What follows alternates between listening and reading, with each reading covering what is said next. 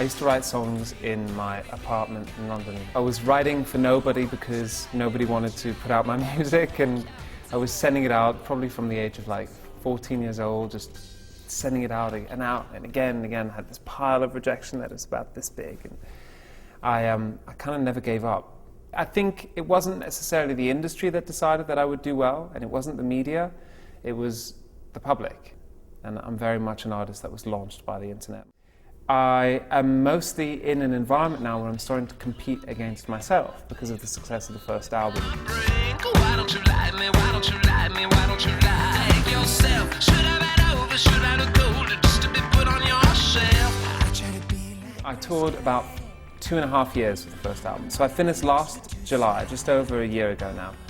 And I wake up one day and the 40 people that I'd been traveling with for 2.5 years suddenly disappeared. And no one was telling me where to fly the next day. No one was telling me what time I was going to have lunch or go to rehearsals. And it was just like, okay, you go sort out your life now and come back when you've got a new album. And it was just like, oh, what do I do now, you know?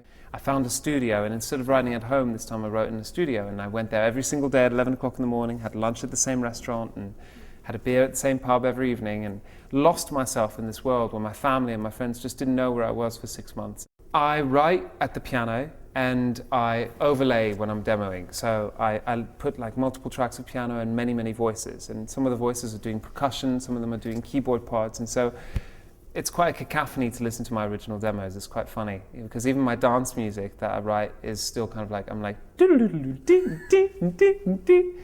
you know, very few people can actually understand what I'm doing, and my engineer is very long-suffering and thinks I think he must think I'm insane. But then again, everyone does kind of go insane when they're in that process.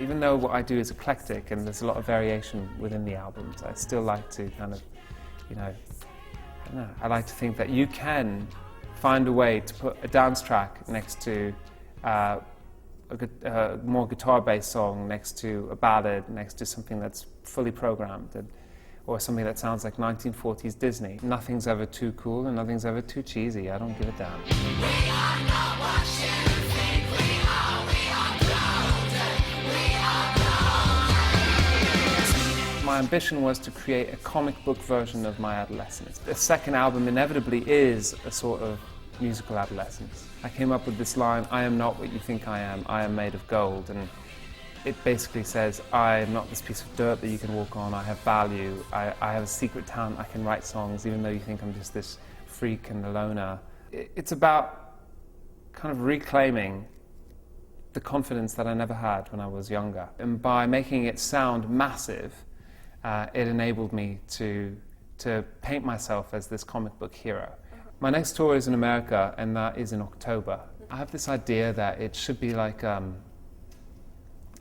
hazy 1960s happening party. Something that would happen in, you know, at 3 o'clock in the morning at Warhol's studio. That's where I'm at with it right now.